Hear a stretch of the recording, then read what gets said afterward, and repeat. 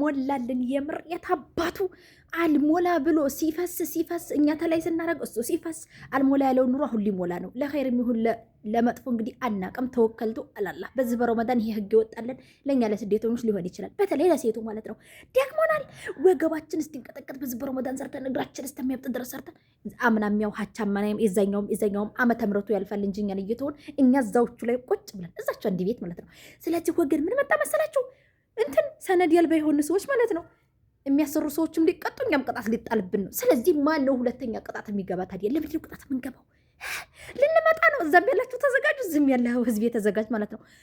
ታባቱ ተሰብሰቢ ሙሌ ሻላስ ለኤዲ እንወጣለን ወደ ሀገራችን ግልግል አልሞላ ያለ ኑሮ እና ታዲያ በሪያል ከፍዬ እኮ እንትን ስኖር ታይ 3000 ሪያል ነው ይከፈላል የተባለ በወር ነው በአመት 3000 ሪያል ግን የምንከፍለው ነው። ሰነድ ያልባ የሆነ ሰዎች እንዴት ነው ግን ህጉ ማለት ነው? አንሰማም እናቴ። ለእኛም ከፍለን አልሆነልን እንኳን ሰነድ ያልባ ሆነ ለዚች ሀገር ህግ ከፍለን ለምን ተበሉ? ደከመን እኮ እነሱም ችለውናል። እስካሁን ሰነድ ያልባ ሆነን ይሄ ሁሉ ኑሮ ኑሯል። የታባቱንስ አልሞላም። አሁን ሊሞላልን ነው ኢንሻአላህ። ደክሞናል እናቴ። ግን ያወጡትን ህግ ያውጡ። ኮራ ቀብረር ጀነን ነው ግልግል በዛው። የታባቱንስ